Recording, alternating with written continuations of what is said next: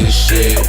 But don't try hard, cause I always am. Take me to the place that makes sense. It's cherry fields, girls with big tits. I just wanna take a little dip, go skydive. Welcome to Chopping It Up. This is gonna be episode 1 of I don't know how many. I don't know where we're gonna go with this, but we're just we've been talking about making podcasts and shit for a minute, so we're gonna just kind of start throwing shit out there and talking and see what happens today. And we got a very special guest in the house. If you don't know, you should. James Monaco, a professional flat track racer turned go-kart racer, pretty much just a badass individual. If you don't know this guy, I feel sorry for you. You know, he's one of my good friends. I'm fucking stoked to know you, dude, and stoked to be doing this podcast for the first time with my buddy over here, and it's gonna be fucking cool. Good shit, dude. Yeah, I'm excited. Todd, this is something we've been talking about for a while now. This is episode 1, season 1 of Chopping It Up with Todd Stanley Films. So yes, it's a good opportunity for us to link back up with and go over things that we've been needing to talk about, right? Life's changed a lot for me in the last few years and for all of us, right? So we're all adapting the best we can, making the best changes we can, and trying to live, I think, the best that we all can, right? So it's tough, but yeah, we're up for the battle and we're here to freaking make it happen. So I like being in the 209 too. It's absolutely, cool. absolutely. Back home. There's it's tough out here. It's different, you know.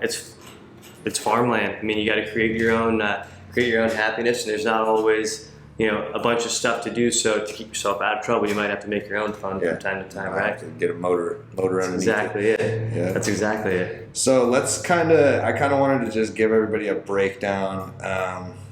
I mean, even I want to know, because I don't know. I haven't heard too much of, you know, you've told me things about you growing up, and we've shared stories of, you know, growing up with each other, but I haven't really gotten your backstory starting from baby James up until, you know, where you're at now. No, for sure. So, man, it's kind of crazy. It's been a long while, 26 years, I should say, but I've had a lot of good memories along the way. I'm born and raised in Modesto, California. I've got a younger brother named Dominic and 2 kick-ass parents that did a pretty good job of raising us. So my parents pretty much, we got away with murder growing up.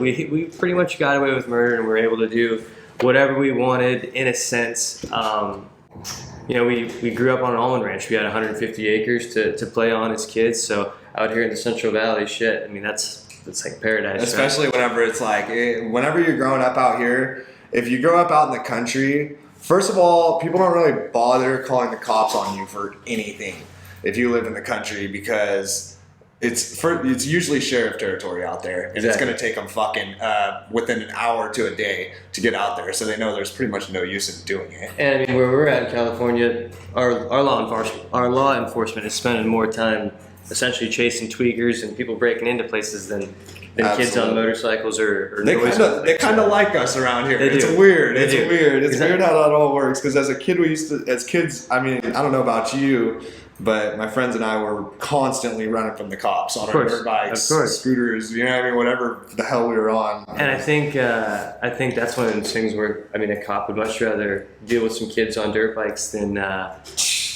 deal with tweaks having to break in and enter in and stealing stuff, right? Exactly. So, but going back to that, born and raised in Modesto, California, born on an almond farm. So a lot of my life was spent farming, helping out on the farm, driving tractor, harvesting, all sorts of things basically, you know, that go on out here at the ranch. And we've been doing that my family's been farming since 1932. So I'm actually James the 4th. I come from a long line of Jims. Okay. So it's pretty cool. It's been awesome out here, and I have a lot of fun. Started racing motorcycles when I was around 11 years old. Started riding at the age of 5, so I was able to kind of. When did you? Okay, so real quick, while we're here, what was your first bike? And let's hear about your first bike and then your first memorable riding experience. For sure. My first bike was it was an MR50, and which is it's a 3-speed that Honda made, air-cooled 3-speed, 2-stroke. and it's got a hand clutch. It's really badass. They didn't even have those. I thought they didn't have those in America. Isn't that like a Japanese bike? So no, they had them in America, but they only offered them for 2 years. Okay. So they offered. Was there a QR as well, which was like a PW? And that's a Canadian version. So that's, it looks like a PW, but it's a Honda. Gotcha. And those are available basically everywhere but the U.S. Okay, got you. And I rode an MR50. My dad got the thing at a swap meet for like a couple $100. But the whole reason why he wanted me to ride this bike was because it had a hand clutch, right? So he didn't want me to ride a Z50 or ride a twist grip. Yeah. All right, cool. Like he didn't want me to ride a Z50 or a PW twist grip, automatic bike. He wanted me to actually learn at the youngest age possible actuation of a clutch, right? So that was my first bike, was an MR50, and I remember 5 years old, Christmas, that thing was sitting under the tree. Training wheels? No training wheels. No training wheels. No. See, that's the right way right there. Everybody puts their kid on training wheels, and I always question that, dude, especially now with the Striders and the Stasics. Yeah. You know what I mean? No, and I know everyone's different. Hold on just one second. We'll just let whoever's out there pass. So yeah, no, my going back to that, my first, like I said, first bike was MR50. 3-speed thing was sitting under the Christmas tree, age 5, like living the absolute dream, right? I mean, fucking, I loved it. And it was one of those things where I spent so much time on my dad's gas tank on his XR100 riding around the property that by the time I was 5 and I was able to get on a bike, it was pretty much game the fuck on at that point. I remember my dad starting the thing up inside the house and doing laps around the kitchen, and my mom being super pissed off, take that thing outside. Yeah. And then from then on, dude, it was just, I mean, they were having to drag me inside the house. Yeah. And remember, 150 acres as well. I was just able to do whatever I want, wherever I want, as much riding as possible, right? So it's just like, I've had a lot of good resources at my fingertips, for sure, to make the most of, and take the most advantage of each scenario. And that's been like one of them for sure, right? So been in a good situation for that. Like I've been lucky and fortunate, very, very fortunate. Just good connections along the way. That's a lot of it. Good connections, and I've been around some good people. Yeah. Was your dad into racing as well? Yep. So that's kind of like where you got your stepping stones into racing, because your pops was into it. So yeah, he had the bug. My dad was a road racer, so my dad did a lot of AFM stuff and did a lot of road racing, and always kind of wanted to try the dirt track stuff, but never really quite did it until he had 2 boys, and then he figured what better way to spend the weekends, right? Yeah. Take these guys going racing. And you and your brother, how far apart? We were 3 years apart. Okay, 3 years. Okay. Yep, 3 years, and it was one of those things where it's something we did on the weekends. It was something simply to just do on the weekends to keep us out of trouble. And it turned into, he created a monster. He created a monster in a sense, like we just got so eaten up with it. We love it. We've absolutely loved all aspects of it. And racing's cool, riding's cool. I think what the best part of it is at the end of the day, though, just the camaraderie, the friendship, simply the friendship that is made by motorcycles, right? It's not like I'm riding them anymore, but that doesn't mean nothing, right? It's still, I meet the most genuine people through motorcycling, and I'm thankful for that. Yeah, hell yeah. So you're born, raised in Modesto. When did you start racing dirt bikes, or racing in general? Because did you start racing dirt bikes? Yeah, so I started racing dirt bikes. I didn't really start, actually had a late start, right? Most kids at the age of 5 or 6, their dads already got them on a PW. Oh yeah. And they're about that age. Right. So it's like they're kind of already at it, right? The dads are really on it. They're really on it. My dad was kind of like, well, we'll kind of feel it out, see if he really likes it, take him riding a little bit, see if this is something that he's into. And I remember he took me to my first race when I was about 7 in Vallejo, and I got my ass completely handed to me, completely lapped by every single bike on the field. And I was so like crushed at that point. I'm like, man, I got my ass kicked, but I want more. Like, that was badass. Fast forward a couple years, I grew up a little bit more. I'm like 10, 11 years old, kind of got to that age where it was a little bit easier to take me racing, I think. And me and my dad, my brother, would just be tearing it up. We'd be traveling up and down the state. In the wintertime, we'd be going down south to Chowchilla and riding underneath this livestock barn. They would promote races underneath the livestock arena. So in the wintertime, we'd be racing every single weekend, rain or shine. Indoor. That's badass. Right? So I've always wanted to do that. That kept us going in the wintertime, kept us super sharp. And then by the time summertime would come around, I got to the age, like I said, 10, 11 years old, where it was like, all right, hey, if you guys are serious about this and you want to take him racing and take him to that next level, you're gonna have to go to Lodi Cycle Bowl, right? Right. That's where basically, if you're flat tracking and you're in Northern California and you want to cut your teeth and you're around this area, you're probably gonna end up racing at Lodi. And places, it's one of the oldest and longest motorcycle tracks here in California. Honestly, here in the country, it's like in the top 5. So it's a really old motorcycle club, really killer track.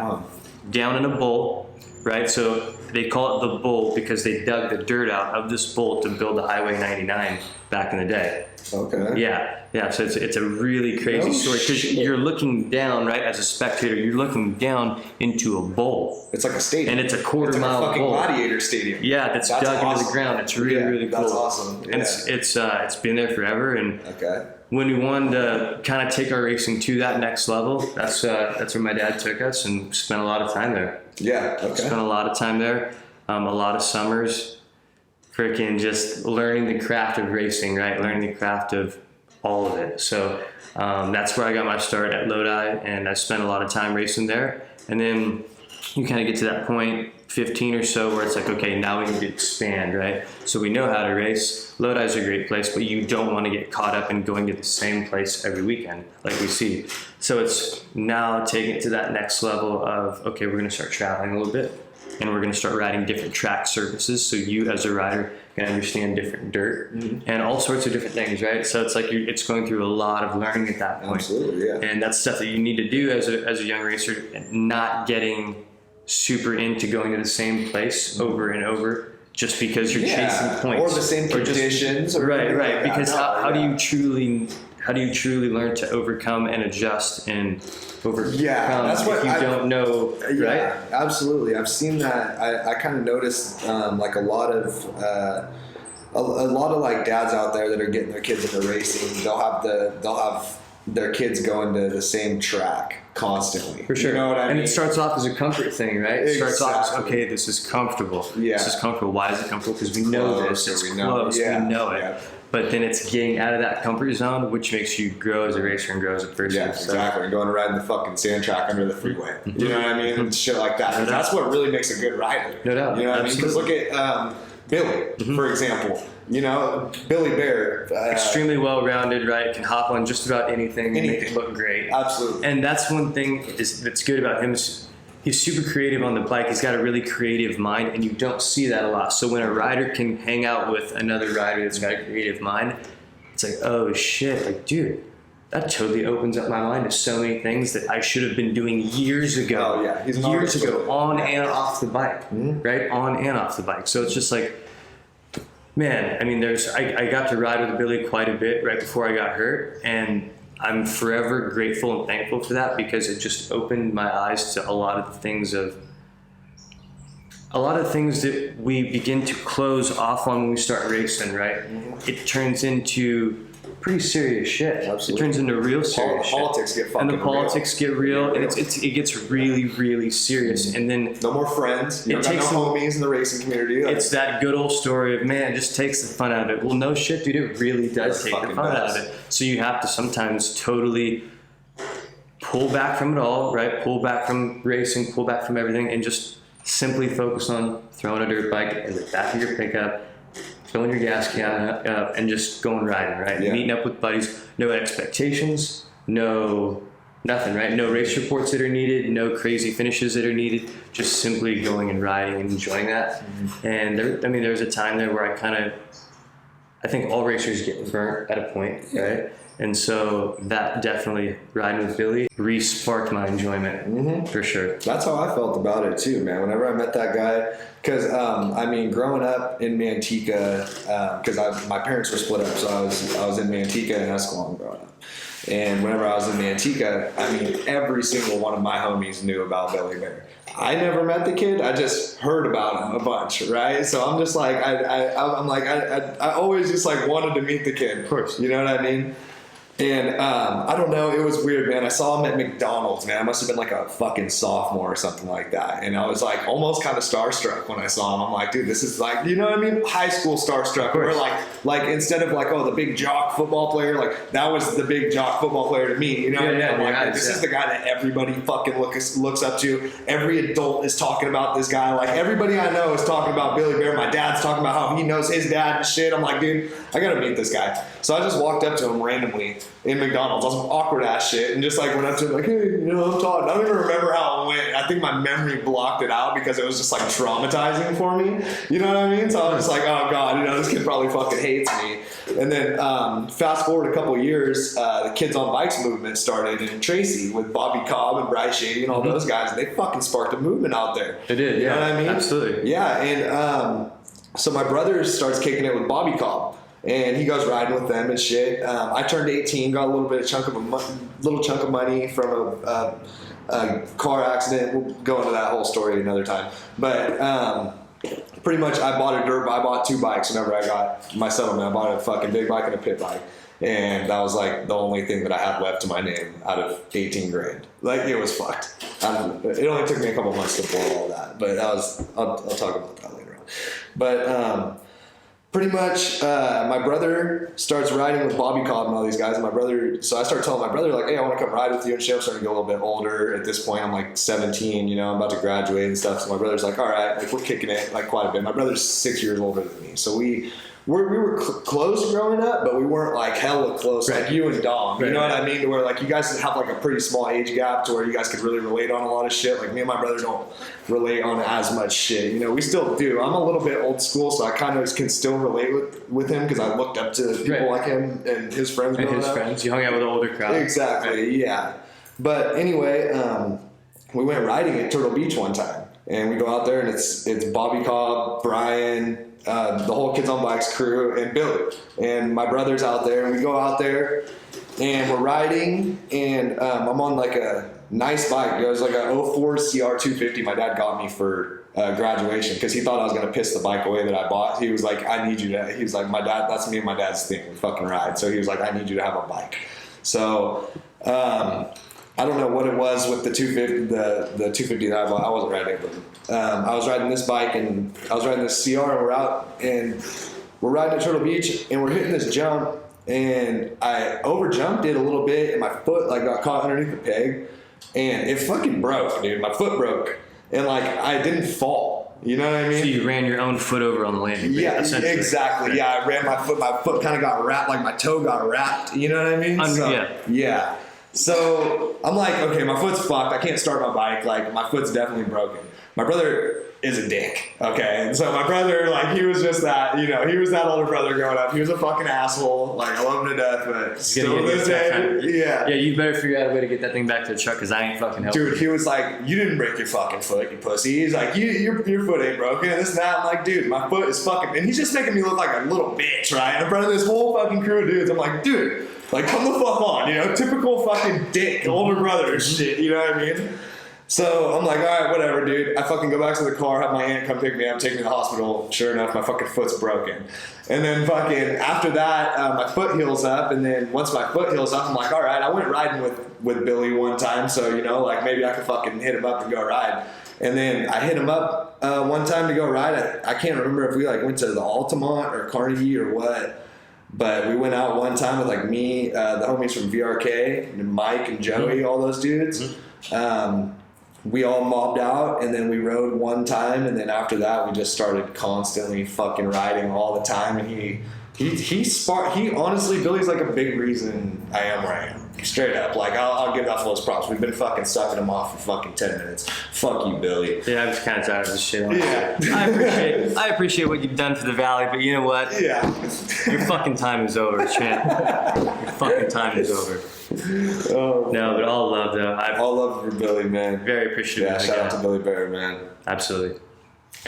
We're kind of, it's like the Captain and Casey show. You remember that on Fuel TV? Yeah, dude. The Captain and Casey show? Yeah, that was the shit, dude. Captain and Casey was dope. Kind of need to... I remember that. Danny and Dingo. Dude, Danny and the Dingo. Dude, Danny and the Dingo is bad to fuck. Remember do you remember that episode on Danny and the Dingo? Whenever Danny was spitting on people. Like, he was all fucked up. I think they were in Tahoe, bro. Like, I want to say they were in Tahoe. And he was super drunk, and this dude's just taking fucking drinks and just spitting all over people. And like fucking, I don't know, dude. I seen that shit, and I'm like, man, that's how these fucking dudes get down out there, huh? Like, fucking mental. These guys are fucking that's part of why I moved out to Nevada. God. It's definitely part of why I moved to Nevada. All right, so picking up where we left off, we were so you went and you started racing.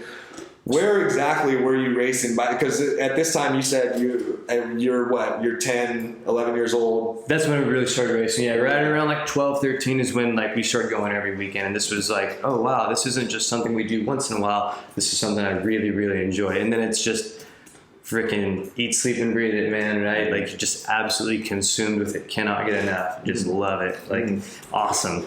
And that was the thing. Like, I got to that point where we started going to Lodi, started going every freaking weekend, and started really, really digging it.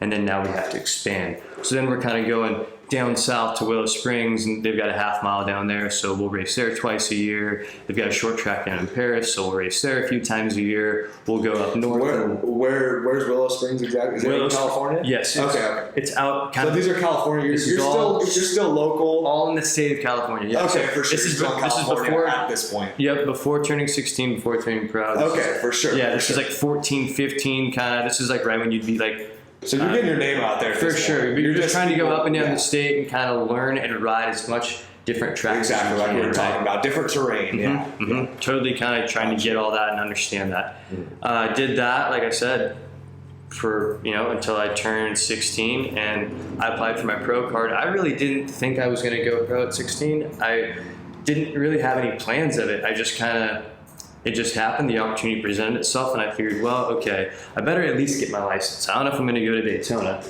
at 16, but I want to at least have my license. So, if there is a few races this summer that I'd like to go to, then I can kind of pick and choose. And it was funny.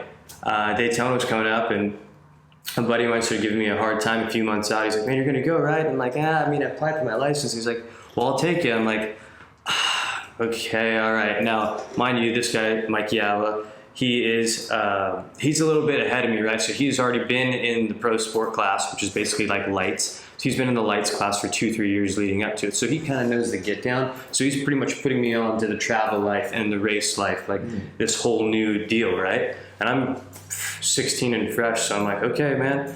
And we went back there, had a killer freaking time. I ended up putting thing on the front row of my first ever national, and I'm like, holy shit, driving home thinking, well, I guess we're going to have to go to the rest of these. I guess we're going to have to start going to the rest of these races now. We've got a month to figure out. What a fucking feeling. We've got a month till the next. God, what a feeling. Those kids are getting their fucking driver's license at that age. It was really crazy. It really was crazy. And I was like, holy shit, okay, well, here we go. And that's where it started. It's a traveling series. It's just like Supercross or outdoors or anything else. 16 rounds, 16 different states. So it's pretty. When you're a young kid, that's freaking pretty fucking cool, right? That's pretty fucking sick. So yeah, it was. If I had a choice between fucking smoking pot and fucking doing nothing at 16 and fucking going out and traveling and doing what you did, I would definitely choose. No, for sure. It just getting out off school was even tough. I'd have to get on independent studies, but to do that, I'd have to give them a legit reason, right? Well, what are you going on independent studies for? Well, I've had this uncle, and he passed away in Florida, so I'm gonna need to go for probably about 3.5 weeks. Well, that's crazy, because last year you went and visited your uncle that passed away in Florida the same time for the same amount. It's like the same time of Daytona Bike Week. That's kind of funny. So they started catching on, right? Awesome. So they finally, I've been doing this shit since my sophomore year. By my senior year, they're like, dude, we know you need a month off. We already know what you're doing. Like, just go for it. It's fine. So it was good times. So it's like 16 years old. Come on, man, you really need to go, dude. You really got to go. We're all going. Come on. I'm like, I think I'm probably going to hang back, spend, a couple more months kind of getting my feet wet, ride a little more. I don't think I'm ready. I'm just not ready, dude. Like, well, dude, there's no better time than now. And I'm like, all right, well, I'll get my shit ready. So I had like probably about a month and a half. So it's the mad scramble, the Daytona hustle, man. You're freaking paying extra for shipping. You're doing all sorts of crazy shit so stuff shows up in time. So we get all this shit dialed, go back there, load it up. Now leading up to it, there's like a month of racing before you even get to Daytona. So you'll wear a bike out before you even get to the freaking national, just getting it ready, just going to all these little prelim races to get ready. And so first stop on the schedule, you go to Savannah, Georgia. You go straight from Modesto, California, drive cross country in a van to Savannah, Georgia. You're there in Savannah for 4 days, right? So you'll spend 2 days testing, and then you'll spend 2 days racing. And then from there, you'll leave Savannah, Georgia, drive all night to Daytona so you can make it for Supercross. So it's like this whole swing of things going on, right? You're 16, it's a kick-ass time, so you're freaking enjoying it all. And so you're racing Supercross on a flat track bike? No, we're going to watch. I take that. You guys. We want to go catch. Absolutely. We want to go catch Supercross. Fuck right? yeah! I'm all the way across that. I didn't come that Dude, far. that's like the most. I think like out of all of them, Daytona is the coolest. Supercross. It's cool as fuck, right? Sitting on the banking, right, with your back up against the. Too, isn't it? Yeah. You've got it's full bike week, so it's a full dude. It's like so motorcycle friendly that time of year. You have to make it. Yeah. So. No, I went and freaking got to catch Supercross, but I didn't really know what to expect for Daytona. I always heard about the short track, didn't really know what to expect. A lot of people would always actually say crappy things about it, so I'm like not thinking the best, but I don't really know what to expect. I just take it as it comes. So we end up showing up and getting everything as dialed as we thought. We rode a couple short tracks before, like it was really going to help. Nothing will prepare you for Daytona. Like this, it's its own. You can ride as many tracks as you think to try and get ready, but it's its own animal, you know, like just the condition of it, the dirt, it's got like this white moon rocky dirt that's like like anything I've ever seen before. Takes down rubber really well, but then they'll dig it up and it'll be 6 inches deep, super deep. So the texture of it varies really, really quick. So man, I really didn't know what to expect. I didn't know what to do. I just went out there and rode every single lap of qualifying like my hair was on fire. That's what I was told to do. And I ended up qualifying 6th, so that gave me a front row start for the heat race. I ended up I believe 3rd in the heat race, so 2 heat races of 3rd, so I got the last pick on the front row. Pretty freaking cool for being 16. Absolutely. Like I was like, wow, like this is my first freaking time racing. How old are the dudes that you're racing against? So I'm racing with guys you can get your license at 16. Typically, it's like lights though. You want to be in the class for 3-4 years, get your feet wet, you know, do it as best as you can, and eventually the whole goal is to essentially move up, right? So you want to use the 450 class as like a stepping stone. So there's kids that have been in there for like 4 or 5 years that are super experienced. There's kids that have been in there for like 10 years that are really, really experienced. So it varies. There's like 25-year-old guys when I'm 16, and there's 30-year-old guys. There's guys trying to make comebacks and kids that are just trying to make a name for themselves. So you really get a wide spectrum of racers for sure. But yeah, no, I mean, I didn't expect that at all. So driving home from Daytona, you know, I remember driving home and looking at my dad like, well, shit, I guess we better start planning. I guess we're going to keep going to these races, huh? Like, so just from there on, it was on. We loved it. And we would try to do as much as we could and go to as many races as possible, and opportunities would open its way up. Like it got to a point where my dad couldn't quite go to all the races. So then I linked up with this guy in San Jose, Dave Zanotti, where I would drive his truck, his rig form with all his shit to whatever race he needed, but I was able to throw my stuff in. Awesome. So as long as you get the stuff there, you can get your stuff there as well. So it were all these little deals that I was kind of working on to just get things to that next level. That's awesome. Yeah, that's so cool. That's especially cool whenever people, because like I'm sure you guys didn't have the most money. You know what I mean? Obviously, so it's like whenever somebody steps in like that has a lot of money that's willing to help. For sure. And I mean, hats off to them. It's more or less just having the connection, and when a guy like that sees people that aren't afraid to put the work in, I think is what it is too. Yeah, that's mainly what it is. Is you bump into these guys that, they're well off and they could purchase whatever it may be, right? But they see somebody that is putting the time and effort in, and they will step up, and it might not be tomorrow, it might not be next week, but just keep putting that time in, and it gets recognized. You don't think it will, right? You think, fuck, man, what am I doing? I must be absolutely insane trying to do what I'm doing right now. But you just have to, I swear, it's worth it. It works its way out. We don't think it will, but it does. Absolutely. It always does. Cool. Hell yeah. So this is, at this point, you're 16 years old. So I did the singles thing for a few years, so which is equivalent to lights. If like referring So to Supercross. yeah, kind of break it down. So I'll break it down for everybody. So growing up, the names have changed. The names have changed of the classes, but it used to be you would basically have a 450 class, which would be like your lights class, and a twins class, which is your premier class, like your 450 class.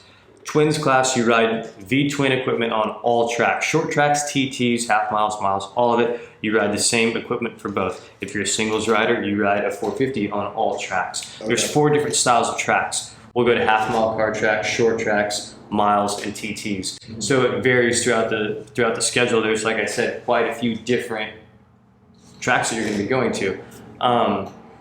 So the equipment's kind of tough. It's hard to follow, but going back to it, I would race 450s for about 3 or 4 years and then acquire enough points to then move up. So I did that after 3 or 4 years of riding the 450 class. I had a guy in Oakdale that wanted to build some twins, and I was willing to work with him. So I went and worked with him each day. And after work, we got to work on the race equipment and get everything all dialed. And he kind of put me on to having my first twins ride. So that was pretty special. So that's like that next step. I did that for a few years. So twins are twins. You're talking like Indians. A twin would be anything like a Kawasaki EX650 Ninja, Harley Davidson, Indian, exactly. A twin, Gotcha. a V-twin 750cc. Gotcha. Mm-hmm. Okay. So it can't be anything over 750. Correct. Okay, gotcha. Mm-hmm. All right. Exactly. So typically they're 750s. They're big. They're big bikes. They're bigger, but that's like the premier class. Okay. So that's where exactly. Okay, for sure, man. And then, because I've got, have you ever heard of Paul Wiggin by any chance? I know that name. Yeah. Okay, so Paul Wiggin, his son Vincent. Have you ever heard of Vincent? They moved to Oklahoma. Yeah, Yes. they're from out here, this Okay. area. So I was. I really thought good they friends. were from out this way. Okay. Yeah, they are. Yeah, so they grew up Tracy area, and then I'm pretty sure Vincent moved to Oklahoma. Probably, I want to say we were probably 8th grade, somewhere around there. I could be wrong.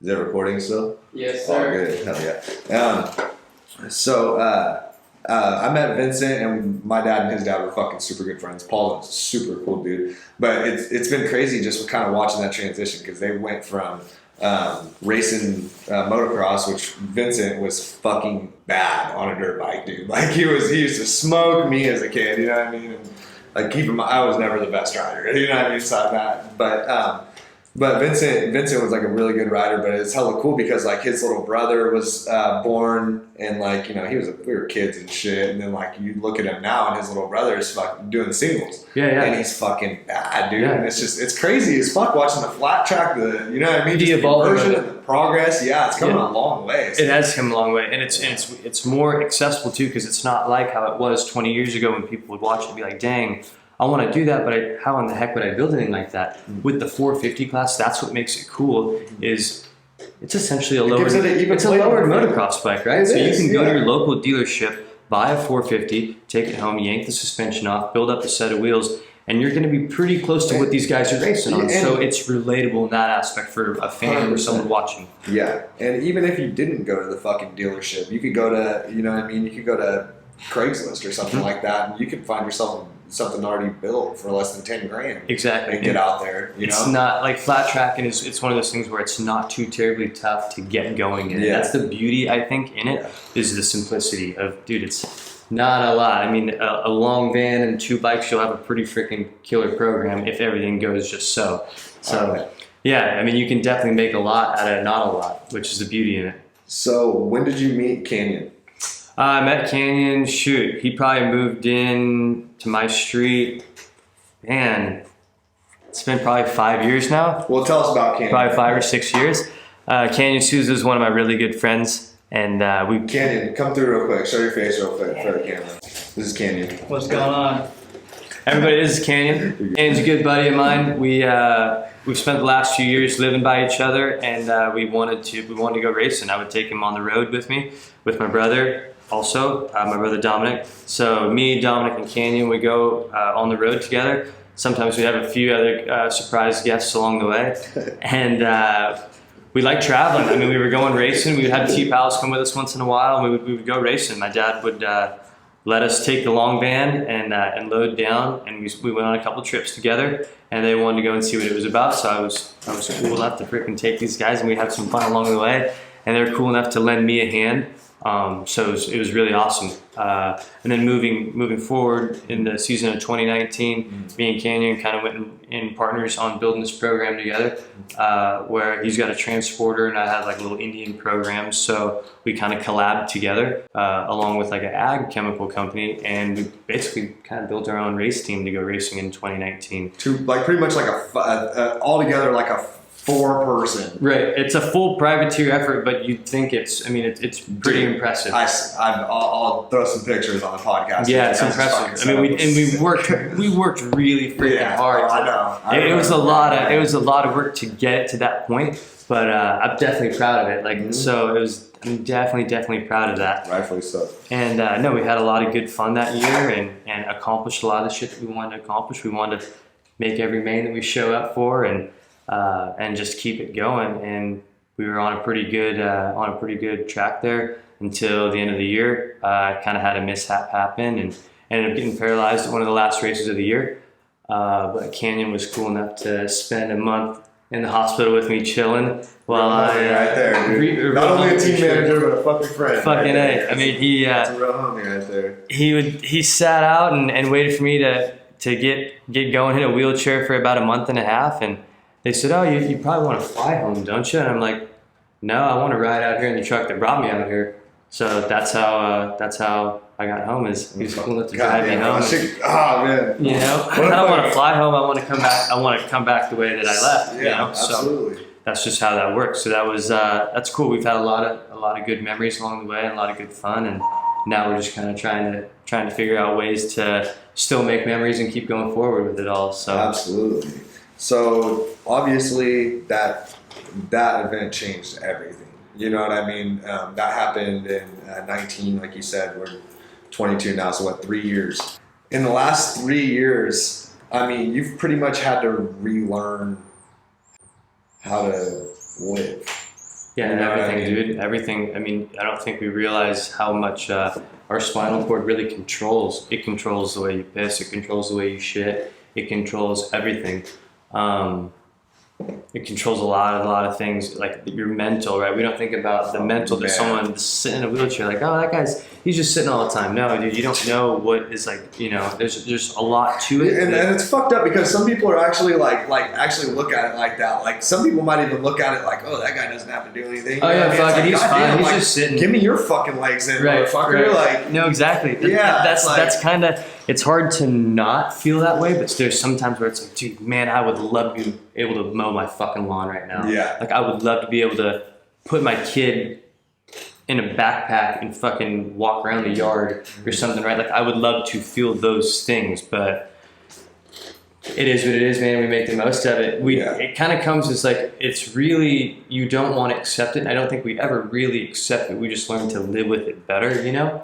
Yeah. I don't think it's something that you ever really accept, but you can't dwell, man. I mean, it comes to a point where there's like a fork in the road, and there's two ways to go about this thing, you know, and you either be as positive you can and live for each day and really try to enjoy it. Cause I mean, it's tough. It's really, really tough. I mean, there's most days I want to just lay there and just rot away, but I try to fire myself up. And that's the thing is I use my good friends as fuel for the fire. Like, oh man, you know, what are they doing today? What would they be? I just use them for influence, right? I try to use things for positive influence around me.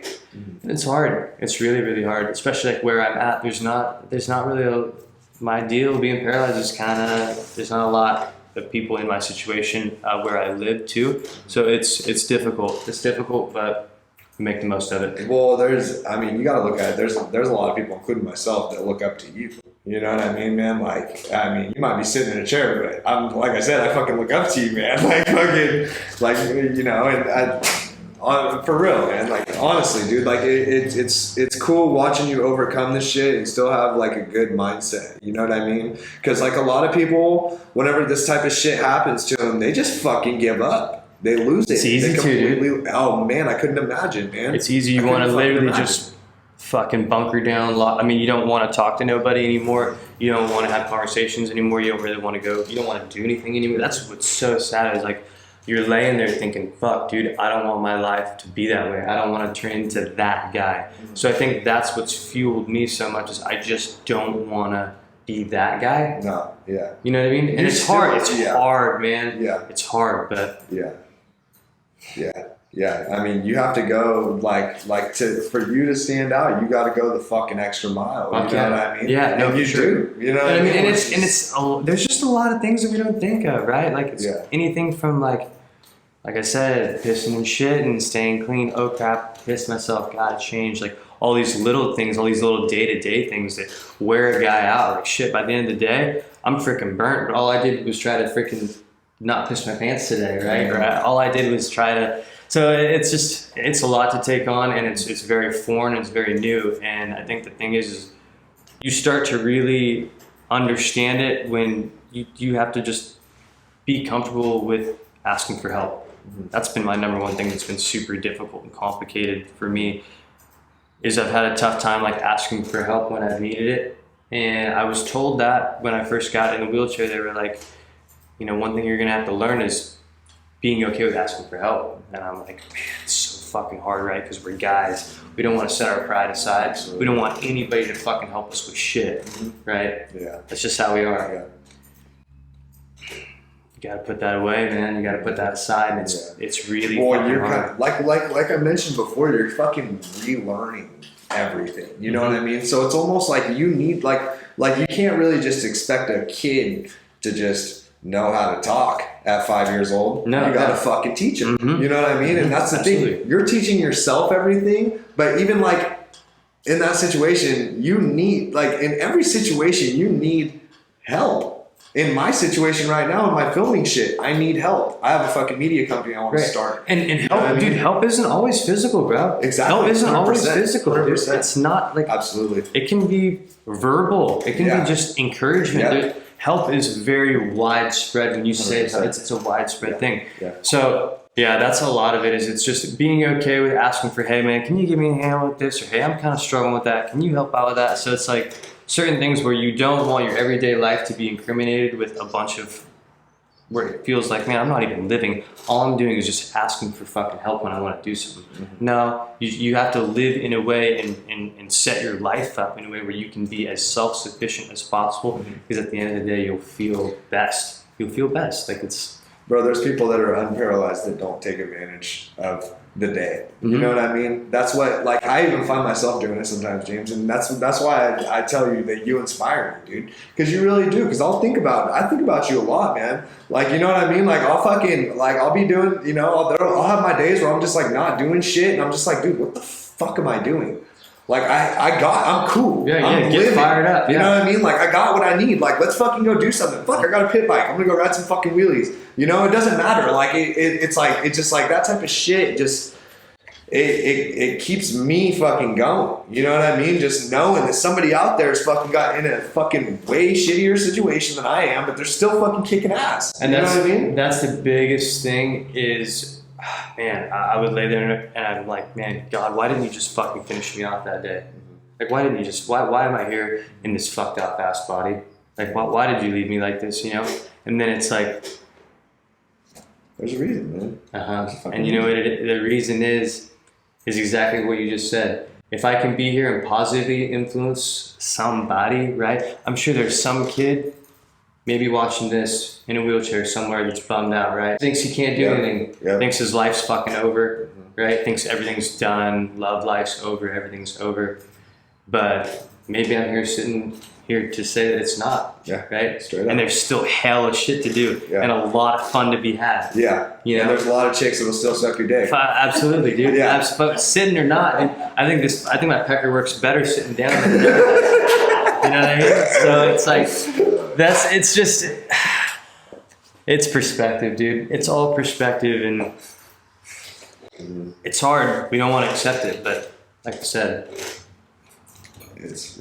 that's the way we have to use it. We have to just use it as positive fuel, because how easy would it be to just sit here and be like, man, this is fucked.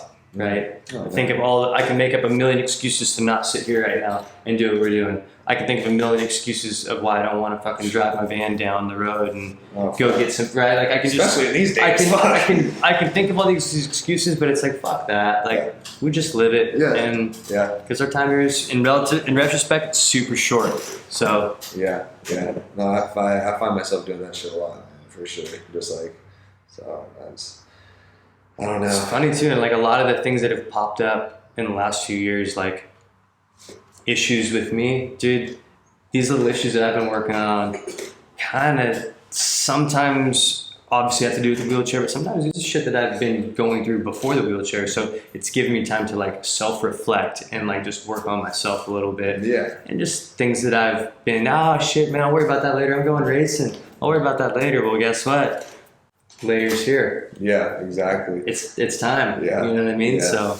And it's pretty crazy too, because like we're the type of people, I feel like all of like everybody in our friend group is kind of the type of people that like we're gonna take whatever fucking situation that we're in and we're gonna make something out of it. You know what I mean? And we just have that instinct. It's like a fucking survival instinct. You know what I mean? To where like even though this shit happened, like it might turn into something like this right here, a podcast, or maybe it might turn into you inventing something that'll fucking help more people who are paralyzed. You know what I mean? No, like, for sure. And it's just like it can open more. You know what I mean? It almost like if you look at it in a positive way, dude, and look at life in a fucking positive way in general, just doors are gonna start opening. You know what I mean? And we don't think that, right? We just we go through these times where we think it's over, it's done, I'm done, everything's done, it's cold. And it goes back to the old perspective thing, like we talk about. And do you catch signs a lot? Like, do you kind of look at like the universal signs as a thing? Big time. Like I'm super numerical. Like numbers will like I'll be just driving down the road and I'll look over and it'll be like local city bus number 22. I'm like, what the fuck does that mean? That's weird. Like I'll just see my number in the weirdest, like just the weirdest stuff. And I know it means something. I don't know what it means, but I'm a big signs thing. Like I'll get weird.